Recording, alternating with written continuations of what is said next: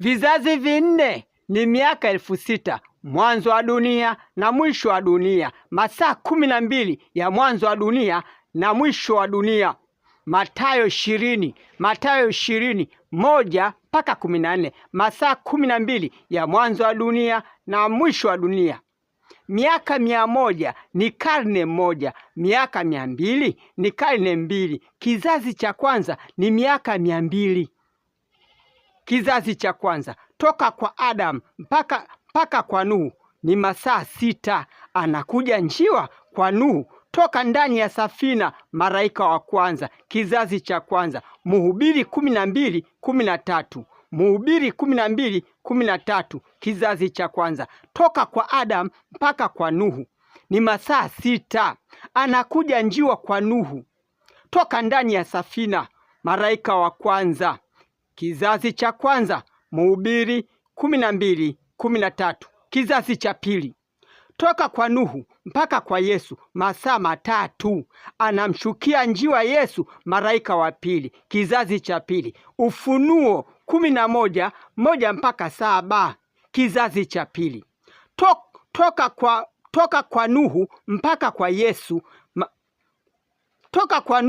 mpaka kwa Yesu masaa 3. Anamshukia njiwa Yesu, malaika wa pili. Kizazi cha pili. Ufunuo 11:1 mpaka 7. Kizazi cha tatu. Toka kwa Yesu mpaka uhuru wa dini miaka 100, karne ya kwanza. Toka uhuru wa dini mpaka kwa Wasabato wana matengenezo marejea 1900 SDA kurudi Babeli ni miaka 100, karne ya pili. Masaa 2. Malaika watatu. Kizazi cha tatu. Ufunuo 3:14 mpaka 17. Ufunuo 14:8 mpaka 11. Mathayo 24:15. Kizazi cha tatu.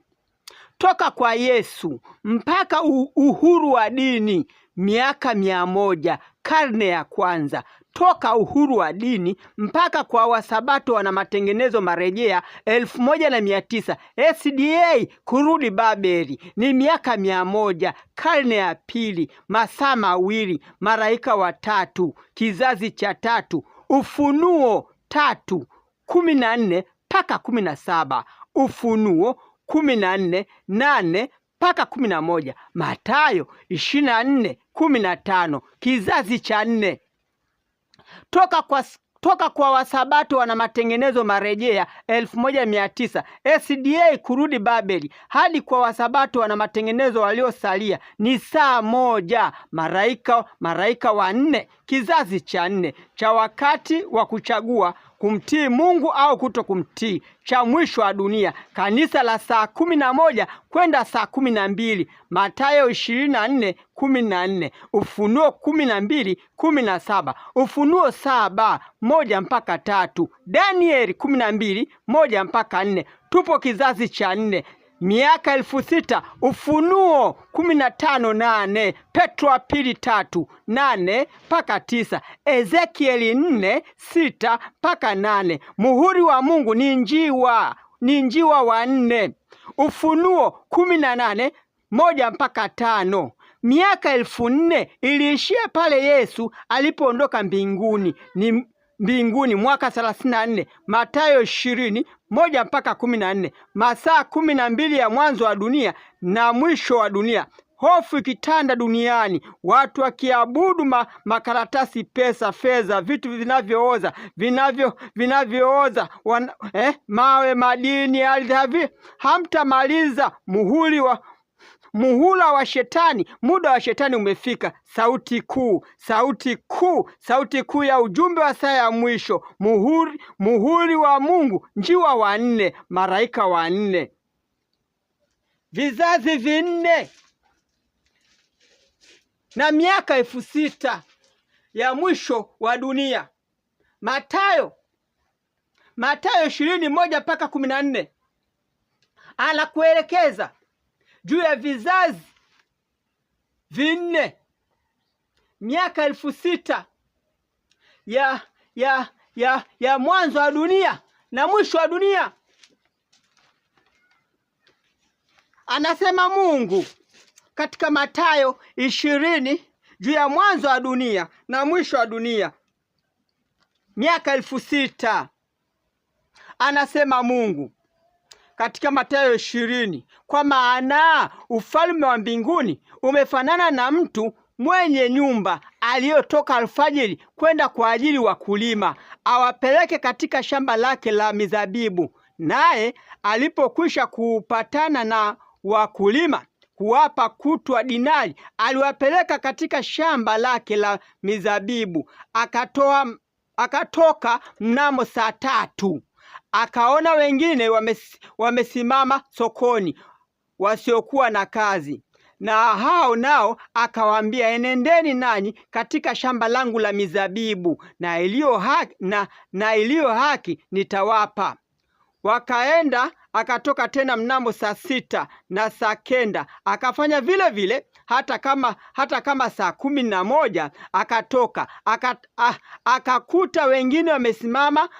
Akawaambia, mbona mmesimama hapa mchana kutwa bila kazi? Wakamwambia, kwa sababu hakuna mtu aliyetuajiri. Akawaambia, enendeni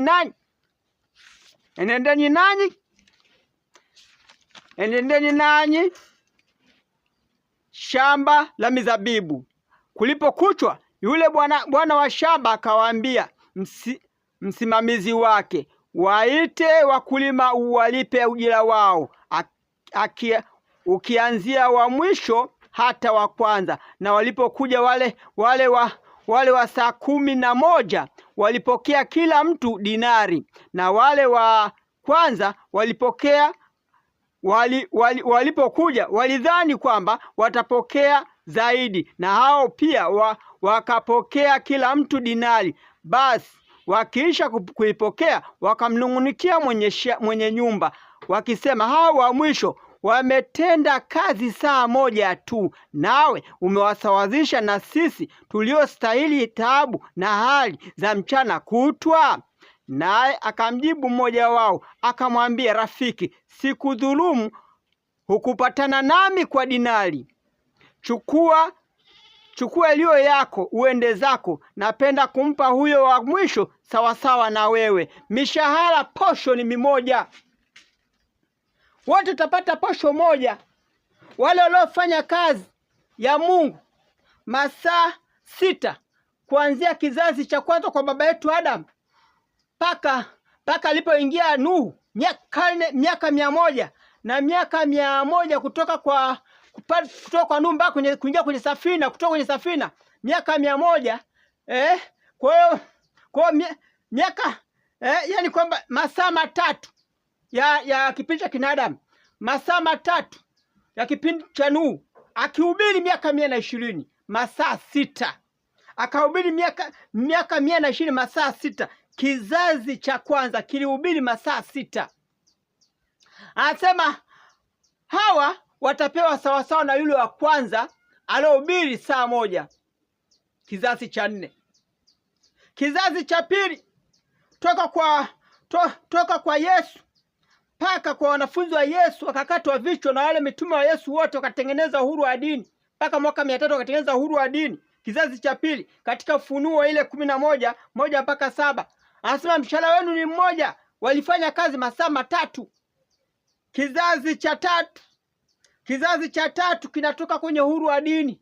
Watu wanapambana, Wasabato wana matengenezo marejea, wanapambana. Walipofika mwaka 1900 wakarudi Babeli, wakafanya kazi masaa 2. Mungu alitaka tufanye kazi masaa 3, lakini kwa sababu wakarudi Babeli ikatoka saa 1. Saa 1 hii ni saa 1 ya kufunga historia ya dunia hii katika kitabu kile cha Ufunuo wa Yohana 18 1 mpaka 5. Ujumbe wa malaika wa 4. Muhuri wa Mungu ni njiwa. Njiwa ndio muhuri wa Mungu. Alipomtokea Nuhu akaanza pale kwenye safina, njiwa akatoka, yule mweusi kunguru hakurudi. Ndio maana leo kunguru akitoka anakula mizoga. Akamtuma mwingine njiwa mweupe, akarudi na jani. Aliporudi na jani, yule njiwa mweupe Nuhu akajua ardhi iko safi na kuna usalama wa kutosha, akatoka nje. Alama ya Mungu ni njiwa. Hata Elia alilishwa na njiwa alipokuwa ana ile miaka 3.5 ya njaa. Alama ya Mungu ni njiwa. Ili kudhihirisha hilo, Yesu alipokuja duniani akaenda kubatizwa kwenye mto Yordani, akamshikia njiwa, ikasikiwa sauti, msikieni yeye, ndiye mwanangu niliyomtuma. Alama ya Mungu ni njiwa. Alama ya Mungu ni njiwa. Na walipokuwa wakitafutwa kuuawa, mpaka alipofikia ile kukamata na kuuawa, ndipo malaika wa pili wakawa wameishia pale kwenye uhuru wa dini, wakatokea wana matengenezo, wakawa wanapambana ili kukamilisha masaa mengine 3, ili tutimize masaa 12. Masaa 6 ya baba yetu Nuhu, masaa 3 ya baba yetu Yesu, yanakuwa 9, na masaa 3 ya wana matengenezo, lakini hawakumaliza kazi, wakawa wameishia kurudi mafundisho ya nyuma. Na ndipo waliporudi kufundisha mafundisho ya nyuma, linatoka kanisa lingine la Wasabato waliosalia, ambao wao watahubiri kwa muda wa saa 1 tu. Katika kitabu kile cha malaika wa pili hao ambao waliohubiri kina Yesu na mitume wake, wakatengeneza ibada za uhuru wa dini. Baada ya kutengeneza, kwanza walianza ibada ya siku moja Jumapili tu. Baada ya kuona watu wanawana sana, wakatengeneza ibada ya uhuru wa dini. Kila mtu akawa anatafuta sasa kumtafuta. Protestanti watu wanatoka sasa, ili kutengeneza mahali ambako kulikoharibika. Na mpaka ilipofika mwaka 1900 CDA kurudi Babeli, ambapo katika kitabu kile cha Ufunuo Yohana 3:14 mpaka 17, Ufunuo Yohana 3:14 mpaka 17 anatueleza, na Ufunuo Yohana ile 14:8 mpaka 11, na Mathayo 24:15. Toka kwa Wasabato na matengenezo marejea 1900 CDA kurudi Babeli hadi kwa Wasabato na matengenezo waliosalia ni saa 1. Malaika wa 4, kizazi cha 4 ni cha saa 1, ni kanisa la saa 11 ambayo waliopewa kwenda kufanya kazi katika Mathayo 24:1 mpaka 14, ambao hao wanapatikana kitabu kile cha Ufunuo Yohana 12:17, na Ufunuo Yohana ile 7:1 mpaka 3, na Mathayo 24:14 na Danieli 12:1 mpaka 4. Miaka 6000 Ufunuo Yohana 15:8, Petro wa pili 3:8 mpaka 9, Ezekieli 4:6 mpaka 8. Muhuri wa Mungu ni njiwa wa 4. Muhuri wa Mungu kwa kanisa la saa 11, ujumbe wa saa ya mwisho wa kufunga historia ya dunia hii ni Ufunuo 18:1 mpaka 5. Miaka 1400 iliishia pale Yesu alipoondoka mbinguni mwaka 34. Mathayo 20:1 mpaka 14. Masaa 12 ya mwanzo wa dunia na mwisho wa dunia, hofu ikitanda dunia, watu wakihangaika. Ni wakati huu ambapo sauti kuu ya ujumbe wa saa ya mwisho. Muhuri wa Mungu ni njiwa wa 4. Malaika wa 4 ni malaika ambao wanaofunga kazi katika historia hii, katika dunia hii. Ni malaika ambao ndio ishara kwa watu wa Mungu. Mungu alitoa ishara kwa wale ambao wanakwenda kumwabudu yeye, kwa kupeleka ujumbe, muhuri wa Mungu, kanisa la Mungu. Na ndio maana hata ukisoma kitabu kile cha Ufunuo ile 12:1 na 12:3, kuna ishara ya Mungu ameitoa, alama, muhuri. Na kwa sababu watu wanataka kuona ishara, akaweka ishara sasa ni njiwa wa 4. Soma kitabu kile cha Mathayo 20:1 mpaka 14, ametuelekeza vizuri. Mathayo 20:1 mpaka 14. Na tukisoma kitabu hichi cha Mhubiri 12:13, Mhubiri 12:13 ametuelekeza pia kwamba mcheni Mungu naye uzishike amri zake, hivyo ndivyo mpasavyo mwanadamu, hivyo ndivyo mpasavyo mtu. Umche Mungu katika ile malaika wa kwanza, malaika wa kwanza. Kwa hiyo katika kitabu kile cha Ufunuo Yohana 11:1 mpaka 7, malaika wa pili, Ufunuo Yohana 11:1 mpaka 7, ametuelekeza juu ya wale malaika wa pili. Nikapewa mwazi kama fimbo, na mmoja akaniambia, inuka kalipime hekalu la Mungu na madhabahu na hao wasujudio humo, na behewa iliyo nje ya hekalu iache nje, wala usiipime, kwa maana mataifa wamepewa hiyo, nao wataukanyaga mji mtakatifu miezi 40 nami nitawaruhusu mashahidi wangu wawili, nao watatoa unabii siku 1260 hali wamevikwa magunia. Hao ndio ile mizaituni miwili na vile vinara viwili visimamavyo mbele za Bwana wa nchi. Na mtu akitaka kuwadhuru, moto utoka katika vinywa vyao na kuwala adui zao. Na mtu akitaka kuwadhuru, hivyo ndivyo mpasavyo kuuawa. Hao wana amri ya kuzifunga mbingu ili mvua isinyeshe,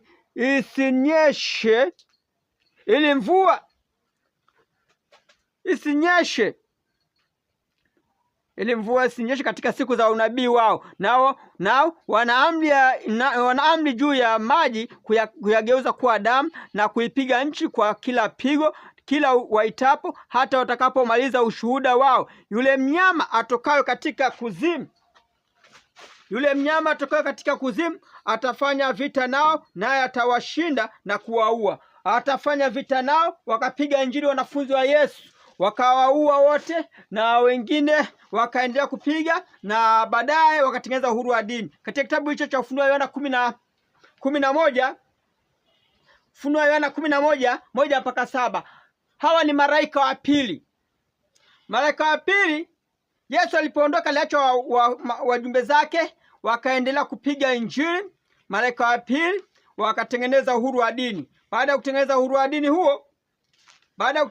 wa dini, wakatoka wana matengenezo ili kurekebisha pale ambapo palipobomoka. Hawa nao wakafanya kazi masaa mawili. Katika kitabu kile cha Ufunuo Yohana, angalia kitabu kile cha Ufunuo Yohana 3:14 mpaka 17. Ufunuo Yohana 3:14 mpaka 17. Hawa ni malaika watatu.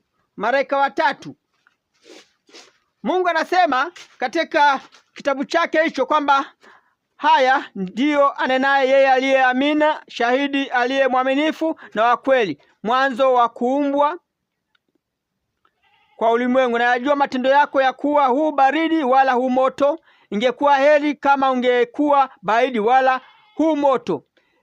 Ingekuwa heri kama ungekuwa baridi au moto. Basi kwa sababu una uvuguvugu, wala huu baridi wala moto, nitakutapika utoke katika kinywa changu. Kwa kuwa wasema, mimi ni tajiri, nimejitajirisha, wala sina haja ya kitu, nawe hujui ya kuwa wewe mnyonge na mwenye mashaka na maskini na kipofu na uchi. Nakupa shauri, ununue kwangu dhahabu iliyosafishwa kwa moto, upate kuwa tajiri, na mavazi meupe upate kuvaa, aibu ya uchi wako isionekane, na dawa ya macho ya kujipaka macho yako ipate kuona. Wote ni wapendao mimi na wakemea na kuwarudi. Basi uwe na bidii ukatubu. Tazama, nasimama mlangoni nabisha, mtu akisikia sauti yangu na kufungua mlango, nitaingia kwake, nami nitakula pamoja naye na yeye pamoja nami. Yeye ashindaye nitampa kuketi pamoja nami katika kiti cha enzi cha enzi, kama mimi nilivyoshinda nikaketi pamoja na Baba yangu katika kiti cha enzi. Yeye aliye na sikio na asikie neno hili ambalo Roho ayaambia makanisa. Katika kitabu hicho cha Ufunuo Yohana 14:15 na 17, na ajua matendo yako ya kuwa huu baridi wala huu moto. Ni heri kwamba ungekuwa ni moto, lakini kwa sababu ni baridi nitakutapika. Kwamba kanisa la wana matengenezo marejea walijiona wamekamilisha, lakini Mungu akasema anafahamu matendo yako. Anafahamu matendo yako, kanisa la Laodikia, na yajua matendo yako ya kuwa huu baridi wala huu moto. Ingekuwa heri kama ungelikuwa baridi au moto. Basi kwa sababu una uvuguvugu wala huu baridi wala moto, nitakutapika utoke katika kinywa changu. Kwa kuwa wasema mimi nimejitajirisha, wala sina haja ya kitu, na wewe hujui ya kuwa wewe huu mnyonge na mwenye mashaka na masikini na kipofu na uchi. Walikuwa wanarekebisha, wakaona kwamba wamekamilika. Ndipo Mungu akaamua kuwarudisha kule Babeli. Wakarudi Babeli. Katika kitabu hicho cha Ufunuo Yohana ametueleza, na ndio maana katika Mathayo ile 24:15, Mathayo 24:15, Mathayo 24:15, angalia kitabu cha Mathayo 24:15. Malaika watatu walifanya kazi masaa mawili. Malaika watatu hawakumaliza kazi. Basi hapo mtakapoliona chukizo la uharibifu lile lililonenwa na nabii Danieli limesimama katika patakatifu asomaye na afahamu. Basi utakapoona ile chukizo la uharibifu limesimama, wakaweka ibada ya siku moja ya Jumapili waabudu jua, asomaye na afahamu, wakaendelea kuingia wana matengenezo. Uhuru wa dini ukatengenezwa, Waprotestanti wakatoka, watu wakaendelea kupiga injili kwa uhuru. Malaika watatu wakaendelea kufanya kazi katika kitabu hicho cha Mathayo 24:15. Na ndio maana Wasabato wana matengenezo marejea, wakawa wamerudi Babeli kuingiza mafundisho ya idara ya wanawake. Wakaweka viongozi kuwa marais. Askofu anaitwa jina rais kama papa, wakaita makamu wa rais. Wakaweka mashemasi wanawake, wakapitisha haki sawa za wanawake kanisani. Mungu akawa ameondoka kwenda kuingia kwenye kanisa la saa 11, kanisa la saa 1 la kuingiza watu saa 12, kuingiza watu katika ile muda wa saa 12. Katika Ufunuo Yohana 12:17 anatuelekeza, katika Ufunuo Yohana 12:17, kanisa la saa 11 ni kanisa linalofunga historia ya dunia hii. Ni kanisa ambalo ni la ujumbe wa malaika wanne. Ni ujumbe wa malaika wanne wa kufunga historia ya dunia hii. Kitabu hicho cha Ufunuo Yohana 12:17 anasema Mungu katika kitabu hicho, kanisa la saa 11, kanisa la saa 11.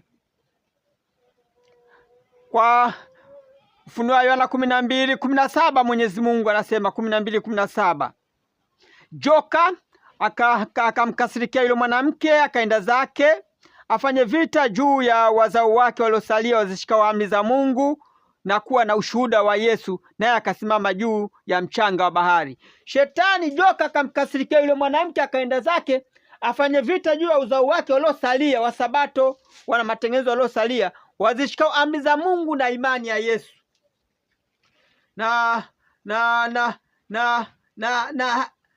Washikao amri za Mungu na imani ya Yesu. Hawa ni malaika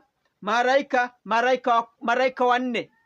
Joka akamkasirikia yule mwanamke, akaenda zake afanye vita juu ya wazao wake waliosalia, Wasabato waliosalia, wazishikao amri za Mungu na ushuhuda wa Yesu. Na ukisoma kitabu hicho cha Mathayo 24:14 anasema habari njema zitahubiriwa katika ulimwengu wote, hapo ndipo ule mwisho utakapokuja, kwamba kanisa la saa 11 litafunga historia ya dunia hii. Katika Mathayo 24:14 habari njema za ufalme wa mbinguni, wakati wa kuchagua kumtii Mungu au kutokumtii, zitahubiriwa katika ulimwengu wote, hapo ndipo ule mwisho utakapokuja. Katika kitabu cha Danieli 12:1-4 maarifa yataongezeka. Kizazi cha 4, malaika wa 4 ni sauti kuu, ni sauti kuu ya ujumbe wa saa ya mwisho. Muhuri wa Mungu ni malaika wa 4. Malaika wa nne ni sauti kuu, ni sauti kuu ya ujumbe wa saa ya mwisho, ni sauti kuu ya ujumbe wa saa ya mwisho ambayo inafunga historia ya dunia hii, inafunga habari njema za dunia hii. Ni kanisa ambalo litahubiri kidijitali kama hivi tunahubiri kwenye satellite. Ni kanisa ambalo Mungu alielekeza. Danieli 12:1-4 anasema, wakati huo Mikaeli atasimama, jemedali mkuu asimamaye upande wa wana wa watu wako, na kutakuwa na wakati wa taabu, mfano wake haukuwapo tangu lilipoanza kuwapo taifa, hata wakati huo na wakati huo watu wako wataokolewa, kila mmoja atakayeonekana ameandikwa katika kitabu kile. Tena wengi wao hao walalao katika mavumbi ya nchi wataamka, wengine wapate katika kitabu kile cha uzima milele. Anasema kwamba wale ambao watakaookolewa ni wale tu ambao katika Danieli ile 12 mstari ule wa 2, katika malaika wa 4 wa saa moja anasema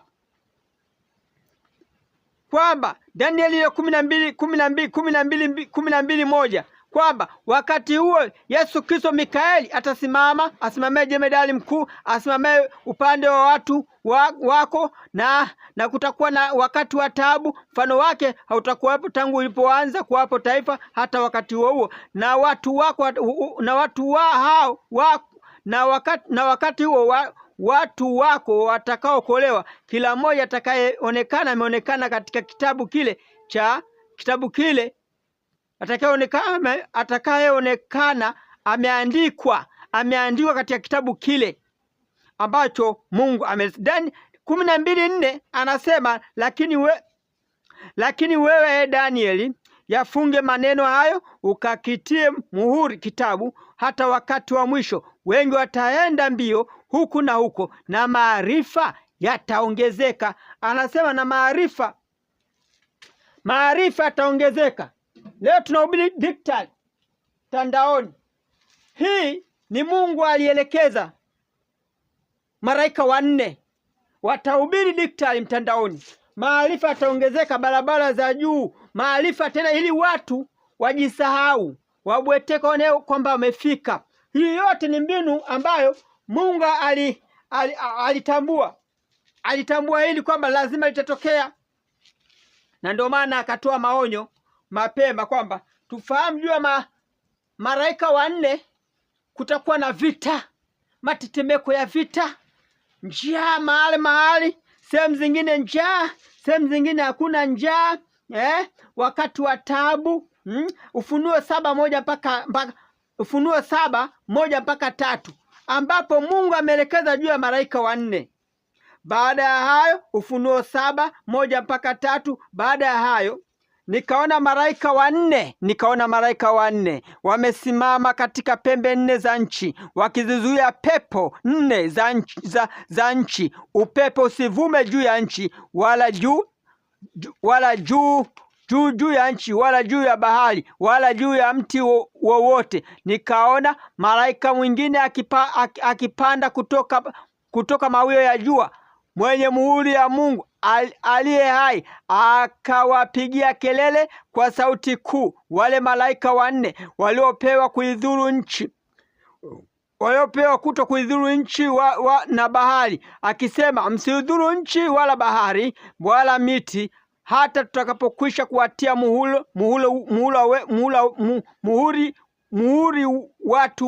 watumwa wa Mungu wetu juu ya vipaji vya nyuso zao.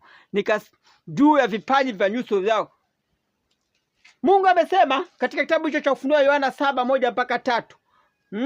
Malaika wa 4 wakati wa vita, njaa. Leo unaona mavita, matetemeko ya nchi. Ni wakati hii, ni habari njema, ni sauti kuu ya kufunga historia ya dunia hii, ni sauti kuu ya ujumbe wa saa ya mwisho ambayo muhuri wake ni njiwa wa 4. Ni sauti ambayo Ufunuo Yohana 18:1-3 imebeba ujumbe wa Ufunuo Yohana 18:1-3. Anasema malaika wa 4 wamezuia ili Mungu atafute walio wake wasikie sauti yake. Hii ni saa ya mwisho ambayo inatupelekea katika ile miaka elfu sita ambayo inafunga historia ya dunia hii. Hii ni saa ya mwisho ambayo Mungu alisema watahubiri kidigitali, watahubiri satellite, ili wakati wote uweze kusikiza habari njema ukiwa popote pale ulipo, ili umfahamu Mungu mahali popote. Na ndio maana ukisoma Petro wa pili 3:8 mpaka 9, Ezekieli 4:6 mpaka 8 ambaye kuelekeza juu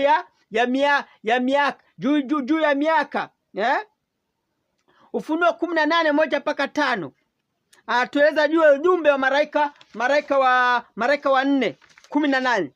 Ujumbe wa malaika wa 4 ni ujumbe ambao unafunga kazi katika dunia hii.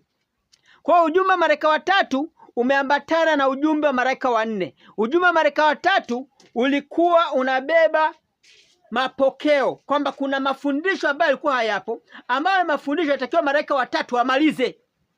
Malaika wa 3, Mungu aliweka malaika wa 3 wamalize kazi, lakini wakashindwa kumaliza kazi. Akatoa saa moja ya kumaliza kazi. Kwa ujumbe wa malaika wa 3 wa Ufunuo Yohana ile 14:8 kwamba kisha mwingine malaika wa pili akafuata akisema, umeanguka Babeli, mji ule ulio mkubwa, maana ndio uliwanyosha katika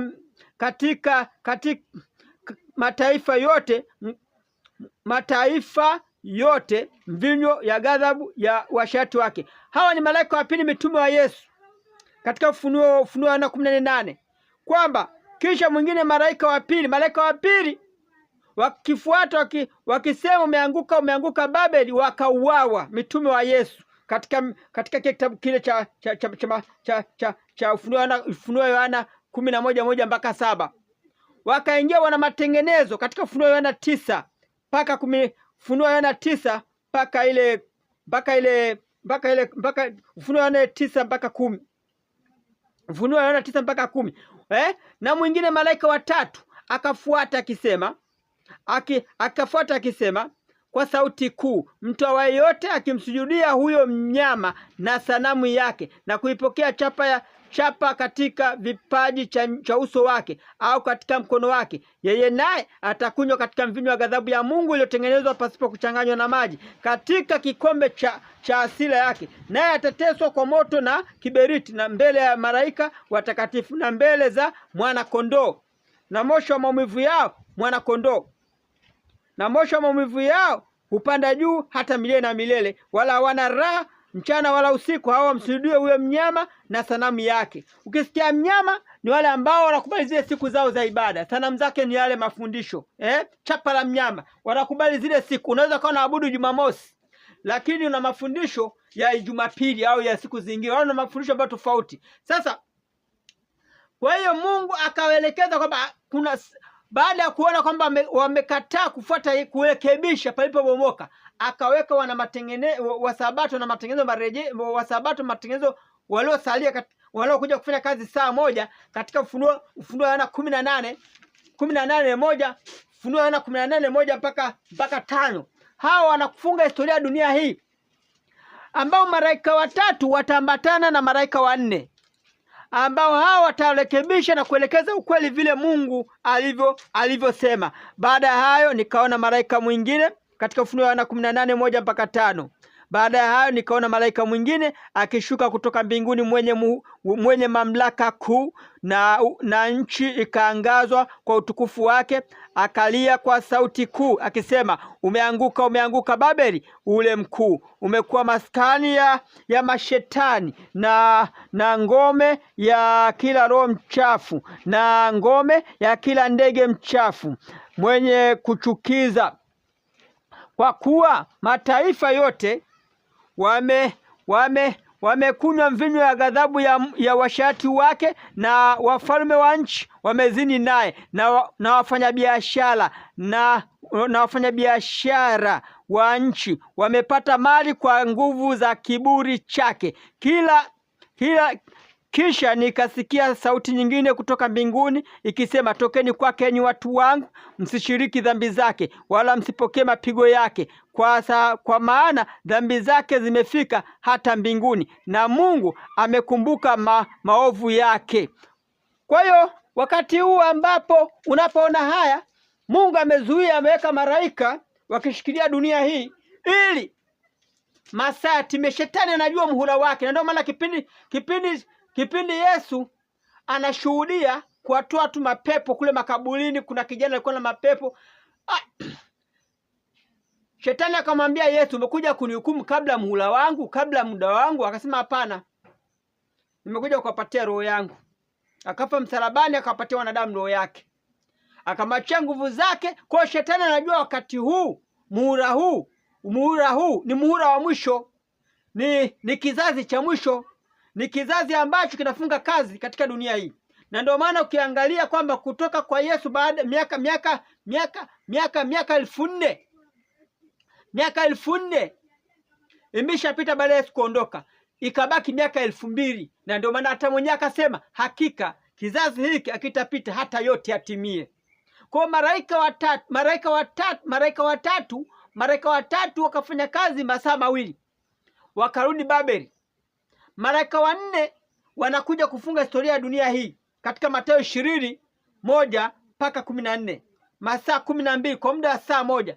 Katika mishahara wote watapewa sawa, hawa ambao wanaofanya kazi saa moja, hawa wanaofanya kazi masaa mawili, hawa wanaofanya kazi masaa matatu, na wale wanaofanya kazi masaa 6.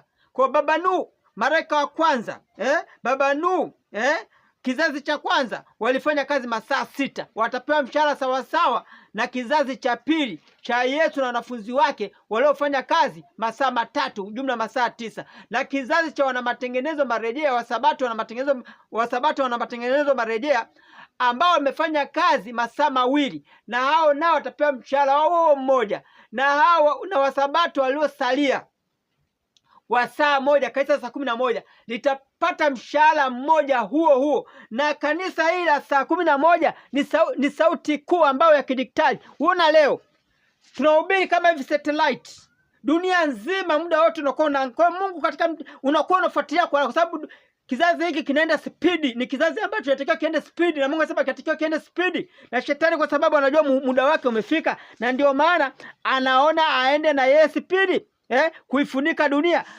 Yaani shetani kwamba anadanganya watu kidhani kwamba dunia bado ipo, na watu wanapoona mambo mazuri yanaendelea haya, wanafikiri kwamba kana kwamba dunia bado ipo. Kumbe dunia yenyewe ndio inakwenda kufikia mwisho. Kwa vizazi vinne ni miaka 6000. Ukisikia vizazi vinne ni miaka 6000. Mwanzo wa dunia na mwisho wa dunia, masaa 12 ya mwanzo wa dunia na mwisho wa dunia, Mungu alituma wajumbe. Ndio maana miaka 100 ni karne moja. Ukisikia miaka 100 ni karne moja, miaka 200 ni karne 2, kizazi kimoja ni miaka 200. Kwa kizazi kimoja ni miaka 200. Kwa kutoka pale kwa baba wetu Adam kwenye bustani ya Eden, mpaka kwa Nuhu alipoanza kazi yake kuingia kwenye kizazi, Nuhu anaanza majukumu, mpaka kutoka kipindi cha Nuhu kutoka kwenye safina ni masaa 6, ambayo kinaitwa kizazi cha kwanza. Mungu akatoa ishara ya Mungu akaonyesha njiwa. Kizazi cha pili toka kwa Nuhu mpaka kwa Yesu.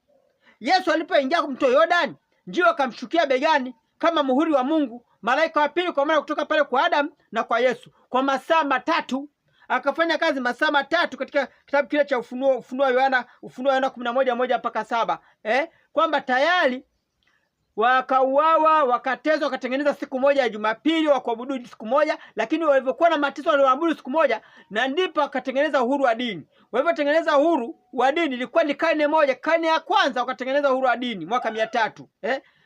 Baada ya hapo karne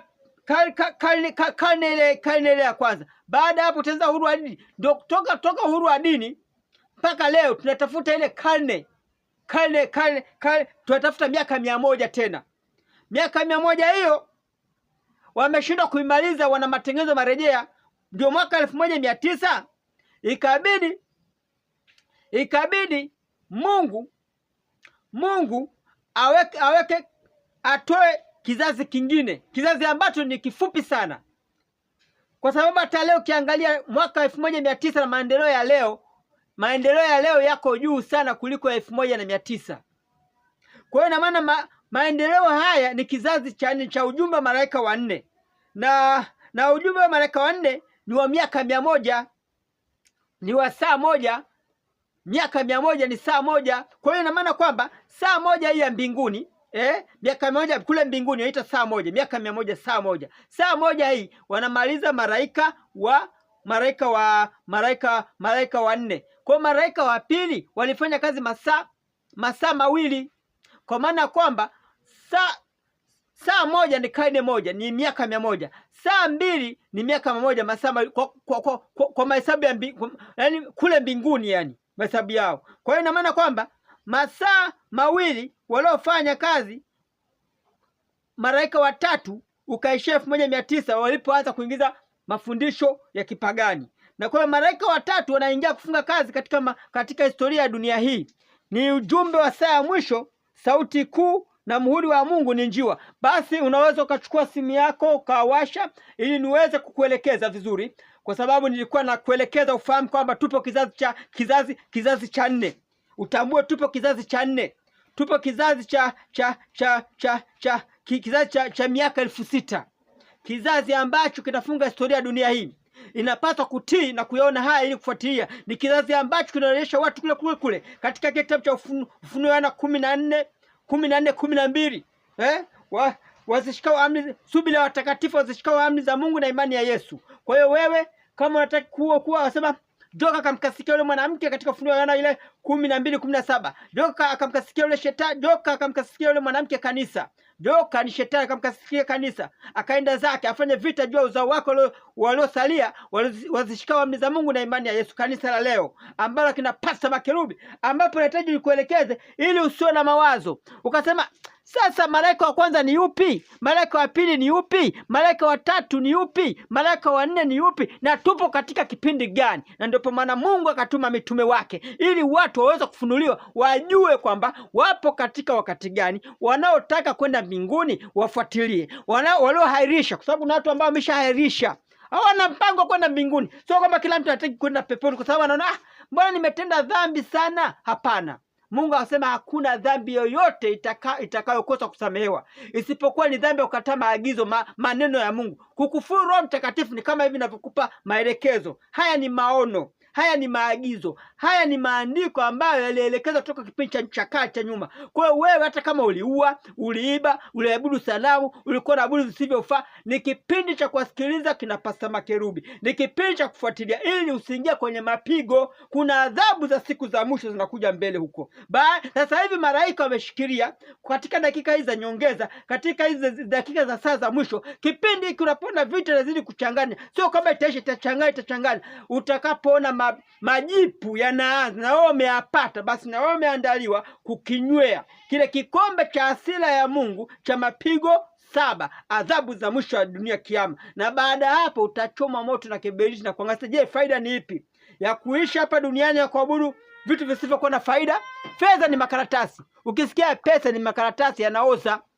Neno la Mungu haya maagizo unaenda kuishi milele. Mawe, madini, fedha havina faida. Watu tunaabudu vitu visivyokuwa na faida, alafu hatujui saa wala siku. Kwa hiyo ni bora kama hujairisha au na nia ya kwenda peponi, ni bora kufuatilia taarifa hizi, ujue kwa umakini, ili hatimaye ili ufahamu kwamba upo kizazi gani, ufahamu kwamba upo wakati gani. Naomba sasa uchukue simu yako na peni yako na karatasi, ama una simu yako unaweza kawasha. Kama una simu ya touch, una radio yako, ambapo napomalizia saa hizi unaweza ukawasha ili uweze kuchukua taarifa hizi, na baadaye unaweza ukapitia ukiwa umetulia mwenyewe. Basi andika vizazi vinne ni miaka 6000. Narudia, vizazi vinne ni miaka 6000, mwanzo wa dunia na mwisho wa dunia, masaa 12 ya mwanzo wa dunia na mwisho wa dunia. Mathayo, andika Mathayo 20:1 mpaka 14, masaa 12 ya mwisho wa dunia, mwanzo wa dunia na mwisho wa dunia. Miaka 100 ni karne 1, miaka 200 ni karne 2, kizazi kimoja ni miaka 200. Kizazi cha kwanza toka kwa Adamu mpaka kwa Nuhu ni masaa 6. Anakuja njiwa kwa Nuhu toka ndani ya safina, malaika wa kwanza. Kizazi cha kwanza, Mhubiri 12:13. Kizazi cha kwanza hicho toka kwa Nuhu mpaka kwa Nuhu, toka kwa Adam. Kizazi cha kwanza hicho toka kwa Adam, toka kwa Adam mpaka kwa Nuhu ni masaa 6. Anakuja njiwa kwa Nuhu toka ndani ya safina, malaika wa kwanza. Kizazi cha kwanza, Mhubiri 12:13. Kizazi cha pili toka kwa Nuhu mpaka kwa Yesu masaa 3. Anamchukia njiwa Yesu, malaika wa pili. Kizazi cha pili, Ufunuo 11:1 mpaka 7. Kizazi cha pili masaa 3. Toka kwa Nuhu mpaka kwa Yesu masaa 3. Anamchukia njiwa Yesu, malaika wa pili. Kizazi cha pili, Ufunuo 11:1 mpaka 7. Kizazi cha tatu toka kwa Yesu mpaka uhuru wa dini ni miaka 100, karne ya kwanza. Toka uhuru wa dini mpaka kwa Wasabato na matengenezo marejea 1900 SDA kurudi Babeli ni miaka 100, karne ya pili. Masaa 2, malaika watatu. Kizazi cha tatu, Ufunuo 3:14 mpaka 17. Ufunuo 3:14 mpaka 17. Ufunuo 14:8 mpaka 11. Ufunuo 14:8 mpaka 11. Mathayo 24:15. Kizazi cha nne toka kwa Wasabato na matengenezo marejea 1900 SDA kurudi Babeli hadi kwa Wasabato na matengenezo waliosalia ni saa 1, malaika wa 4. Kizazi cha nne kanisa la saa 11 kwenda saa 12. Mathayo 24:14. Mathayo 24:14. Ufunuo 12:17. Ufunuo 7:1 mpaka 6. Danieli 12:1 mpaka 4. Tupo kizazi cha 4, miaka 6000. Ufunuo 15:8. Petro wa pili 3:8 mpaka 9. Ezekieli 4:6 mpaka 8. Muhuri wa Mungu ni njiwa wa 4. Ufunuo 18:1 mpaka 5. Miaka 4000 iliishia pale Yesu alipoondoka mbinguni mwaka 34. Mathayo 20, andika Mathayo 20:1 mpaka 14. Masaa 12 ya mwisho wa dunia na mwisho wa dunia, mwanzo na mwisho wa dunia. Sauti kuu ya ujumbe wa saa ya mwisho. Muhuri wa Mungu ni njiwa wa 4, malaika wa 4, ambao hao ndio wanafunga historia ya dunia hii ili watu waweze kupata uzima milele. Na wewe kama umejiandaa na kuingia mbinguni, kajifunze, kafuatilia habari njema hizi ili na wewe nao uweze kupata uzima milele wa kupata pepo. Tunaomba yote ni katika jina la Yesu. Amina.